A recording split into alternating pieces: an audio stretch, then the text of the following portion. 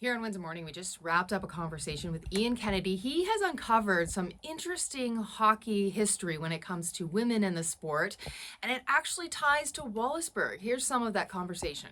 What do we know about how women first got involved in hockey? Well, women have been playing hockey for as long as men, for 130 years, and oftentimes that involved having to hide their gender, wearing their brother's clothes to get on the ice, or really sneaking there and falsifying their names. And their history is rich; it's just unknown, and everything that we've had written to this point, I think we need to identify as men's hockey history and not full hockey history, because women have been excluded from those record books as much as they've been excluded from the ice.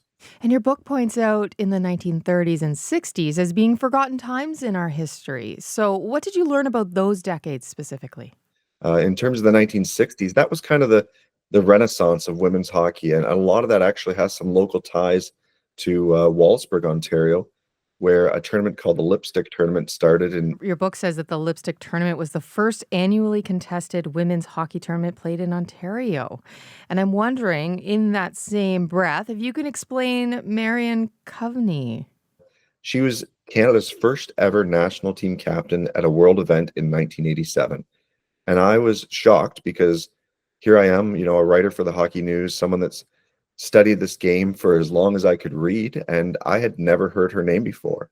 And I thought, how wrong is that this historic woman that was Team Canada's national team captain was someone that I'd never heard. And I thought, if she was a man, we would have had an arena named after her. We would have had signs entering our town, and she probably would have been in the Hockey Hall of Fame. So she was just this individual that loved the game and kept playing for decades and drove it forward and starred in the game.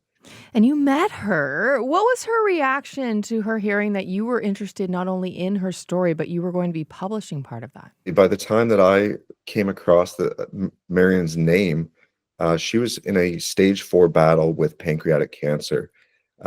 And, getting to interview her at that point was very difficult.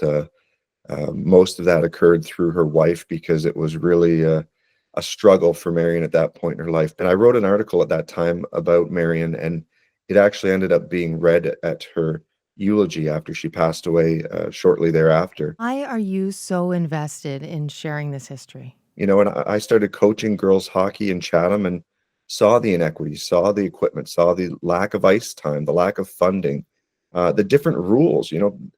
Girls only, well, even currently are still playing shorter period lengths than boys of the same age and same level. So there was so much to do and so much that was not told and not celebrated, that it just felt wrong. What stood out to me in your book at that one point where you talk about they played in that first tournament and realized they couldn't play as well with toe picks. So they started shaving off the toe pick, realizing that they were basically creating their own skates, which were known, but they were boy skates. And that just sort of is a nice visual understanding of just one simple barrier that if it could have been removed, they could have had more access to the sport. Yeah, equipment was such an incredible part of that.